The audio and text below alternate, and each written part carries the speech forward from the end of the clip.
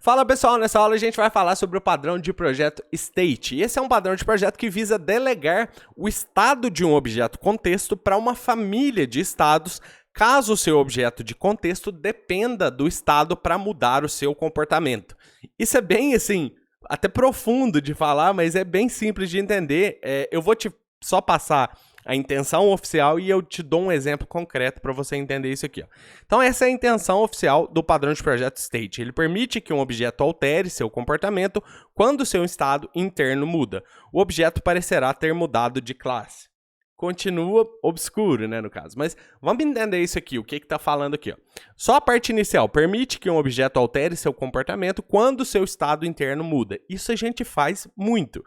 Por exemplo, se você tem um pedido de um e-commerce, geralmente você vai fazer o seu pedido do e-commerce se comportar de maneira diferente baseado no status do pagamento.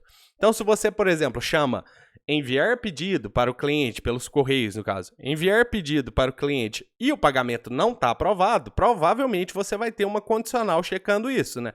Você vai ter uma condicional lá dentro do seu pedido, checando, olha, se o pedido não está aprovado, não tem como eu enviar ele, no caso. A gente faz isso o tempo todo, beleza? Então é basicamente isso aqui, ó. Permite que um objeto altere o seu comportamento quando o seu estado interno muda. Aí aqui que vem a parte do padrão de projeto mesmo. O objeto parecerá ter mudado de classe. E realmente a gente vai fazer isso. O que acontece com o padrão de projeto State? Ao invés da gente fazer condicionais dessa maneira, por exemplo, eu pego ali, vamos colocar dois estados aqui. O pedido pode estar ou aprovado ou recusado.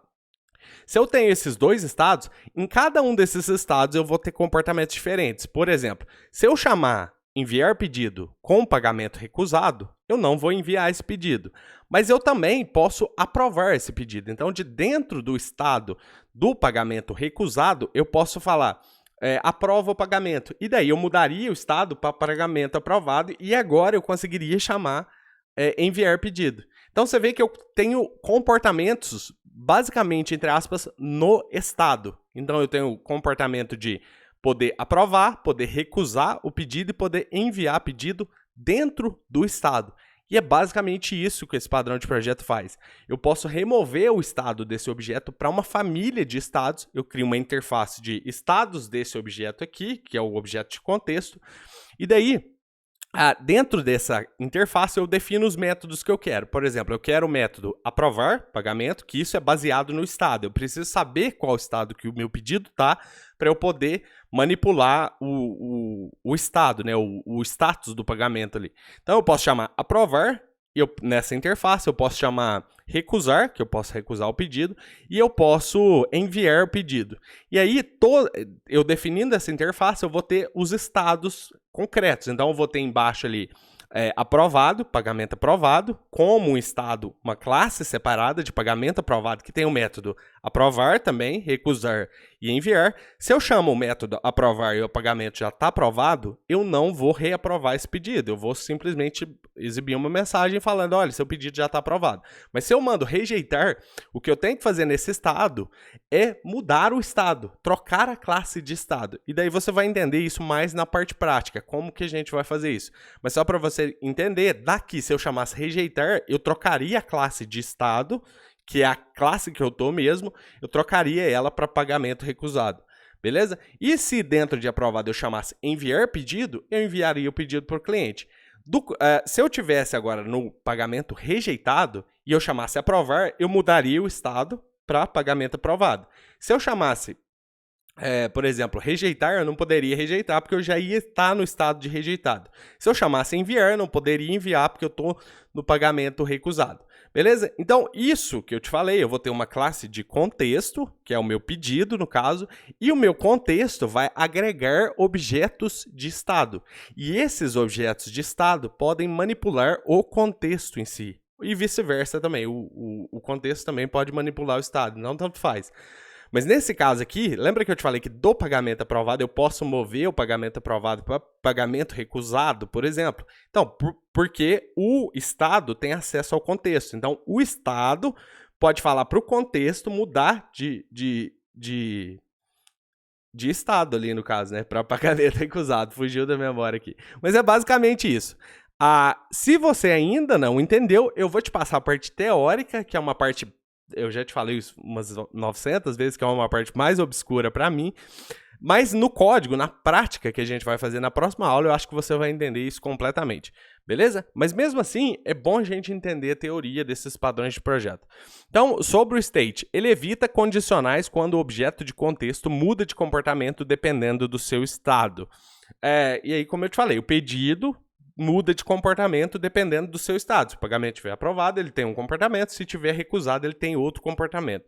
Ele desacopla o estado de um objeto contexto, o nosso pedido, e seus métodos, que seria aprovar, recusar e enviar pedido, em objetos de estado separado. Então, eu teria aprovado o estado como uma classe e teria recusado como uma classe também. Facilita a adição de novos estados sem a necessidade de alterar estados anteriores. Nesse caso em específico, como eu não vou estar cheio de if lá dentro da minha classe de pedidos, para checar toda hora se o pedido está aprovado ou se está recusado, eu posso simplesmente adicionar um novo estado, simplesmente criando uma nova classe que implementa a interface de estados da minha classe de contexto.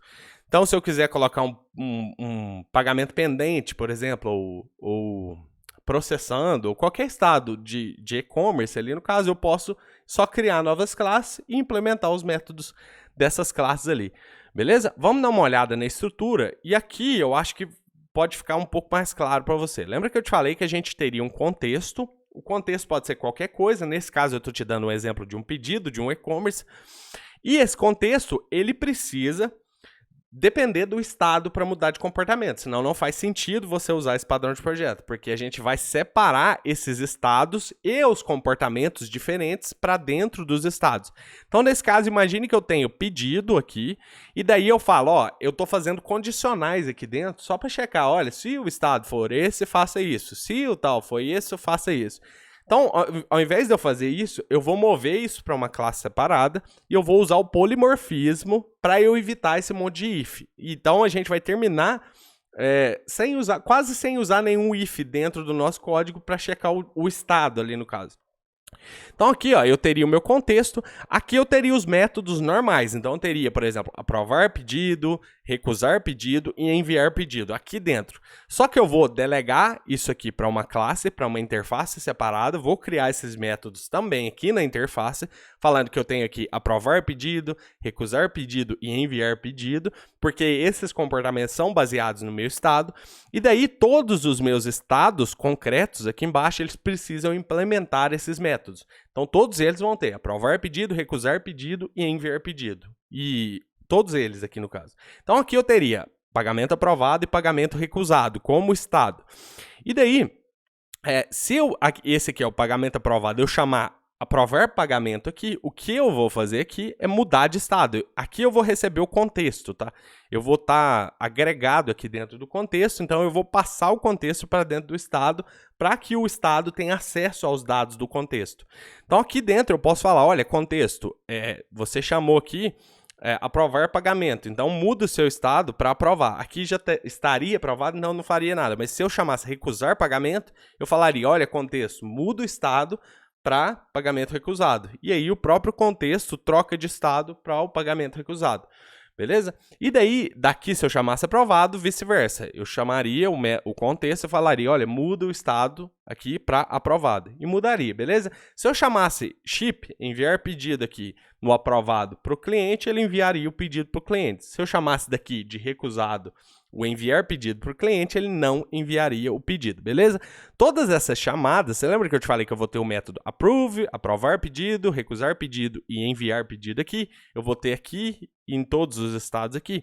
Quando eu chamar daqui de dentro aprovar pedido, o que o contexto vai fazer é chamar do seu estado atual. Então, ele vai chamar, por exemplo, de estado.aprovar pedido, ou estado.recusar pedido, e assim por diante. Beleza? Porque assim, dessa maneira, ao invés de usar condicionais, ao invés de eu ficar checando toda hora em qual estado que eu simplesmente delego isso para o estado real. Então, eu falo, olha, pagamento aprovado, envie esse pedido. Aí o estado de pagamento aprovado envia esse pedido. Um outro exemplo que eu posso te dar disso aqui, que é bem mais simples de entender, é um som. Imagina um som de carro, por exemplo, que tem botões de passar e voltar. Não sei se você já viu Eu vi um esses dias, assim, que tem esses botõezinhos de passar e voltar. E se você colocar, por exemplo, um pendrive e apertar o botão de passar, ele pula a música. Se você põe um CD e apertar o botão de passar, ele pula a música. Se você mudar o modo, o estado do rádio do som aqui no caso, para rádio, para ouvir rádio, AM, FM no caso, quando você aperta o botão de passar, ele tem um outro comportamento. Ao invés dele pular a música, ele passa de rádio. Então, baseado no estado do rádio, do som no caso, ele muda o comportamento dos botões. É basicamente isso que o state aqui faz. Se eu tiver no modo music, por exemplo, quando eu apertar o botão de passar, ele pula de música. Se eu tiver no modo radio, por exemplo, de rádio, quando eu apertar o botão de passar, ele pula as rádios, no caso. Então, esse é basicamente isso que a gente está fazendo. Então, ao invés de, num caso normal, onde a gente não usaria state, a gente deveria estar checando isso com if, né, no caso. Toda vez que eu chamasse o botão, eu precisaria fazer, se o estado for radio, muda de rádio. Se o estado for music, muda de música. Beleza? Então, é basicamente isso que a gente quer evitar. E aí, a gente delegaria isso tudo aqui para o estado. E aí, os estados aqui teriam passar de música, por exemplo, se for o music state, tem o next, que seria pula a música. Se for o radio mode aqui, por exemplo, teria o next, que seria mudar de rádio. Beleza? E aqui também eu teria o next, que eu chamaria de dentro do estado aqui, que eu quisesse para utilizar, para mudar o comportamento da minha classe aqui. Então, por isso que a gente tem essa intenção diferente, né? Permite que um objeto altere seu comportamento quando seu estado interno muda. O objeto parecerá ter mudado de classe. Por que ele parecerá ter mudado de classe? Porque a gente vai mudar a classe do estado internamente, beleza? Eu acho que na parte prática você entende isso aqui muito melhor, beleza? E a gente vai falar de código e a parte prática na próxima aula. Aqui eu deixei novamente, use o memento. Isso aqui é state, tá? Eu vou mudar isso aqui pra gente. Então, use o state quando o seu objeto pode se comportar de maneira diferente dependendo do seu estado atual. Você quer evitar o uso de condicionais que alteram o comportamento da classe de acordo com os valores dos seus campos. É tudo o que a gente falou nessa aula, tudo. É basicamente você trocar o objeto de estado ao invés de você utilizar condicionais quando você precisar de mudar o comportamento da sua classe, beleza? O que é bom e o que é ruim no padrão de projeto state? O bom é que ele desacopla a lógica de estado de uma classe de contexto. Então, por exemplo, tudo que for relacionado com estado vai estar dentro de classes do estado em si. Então, qualquer comportamento que precisa ser diferente em cada um dos estados vai estar em sua classe separada. Então, a gente aplica aqui o Single Responsibility Principle. Ele permite a criação de novos estados, apenas adicionando novas classes. Então, claramente, o Open Closed Principle. A gente não precisa alterar estados anteriores, a gente só precisa criar novas classes para ter novos estados. E ele elimina condicionais complexas da classe de contexto. É basicamente isso que a gente quer fazer, eliminar as condicionais de dentro da nossa classe de contexto. E o que é ruim? Se você tem apenas poucas condicionais simples, aplicar esse padrão de projeto pode deixar o seu código ainda mais complexo do que o necessário, porque aqui a gente vai criar uma interface e uma classe para cada um dos estados do seu objeto.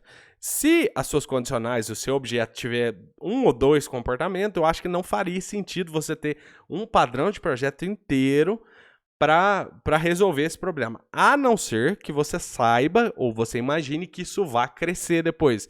Os estados podem aumentar, a quantidade de comportamentos baseado em estado pode aumentar. Aí você utiliza esse padrão, porque aí você já deixa ali uma ponta para você só adicionar novos estados, beleza? Na próxima aula a gente vai ver como implementar esse padrão de projeto na prática. Aí eu acho que qualquer dúvida que tenha ficado aqui nessa parte teórica, a gente elimina ela na parte prática, onde você vai ver a gente fazer o código mesmo e fazer isso aqui conversar e funcionar bonitinho, beleza? Então vou deixar essa aula aqui assim e a gente se vê na próxima. Grande abraço!